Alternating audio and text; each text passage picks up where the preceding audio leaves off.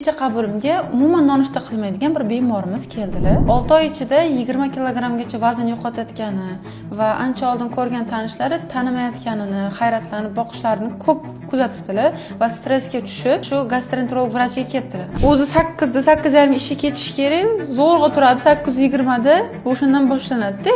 Keyin borgan sari har gal ishtaha bloklanishni boshlaydi nerv sistemasi tarafidan.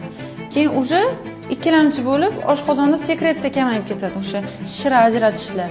Oshqozon to'g'ri ishlayvermagandan keyin mana shu yupqalashishni boshlaydi. Ular chunki qanchalik ko'p ishlasa, lekin siz ovqat yemayapsiz, devor o'zini o'zi yemirib qo'yadi o'sha hujayralar. Lekin ba'zi holatlarda bu yaraga olib ketadi yoki o'sha subatrofik yoki atrofik gastritga olib kelishi mumkin.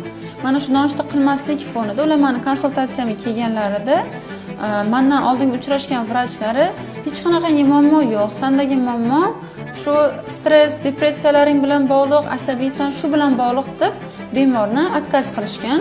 Lekin men o'zim ko'rganimda shu burmalar juda kam edi va yanada tashxisni aniqlashtirish uchun meni предварительный diagnozimni точка qo'yishim uchun biopsiya degan tekshiruvga jo'natdim. Aynan shu o'sha endoskopiyani o'tkazgan vrach, ya'ni Qashqadaryodagi vrachlariga men o'sha biopsiya tekshiruvini o'tkazilishi kerak deb rekomendatsiya berdim. Endi bir 10-12 kun kutamiz kasalning rezultatini.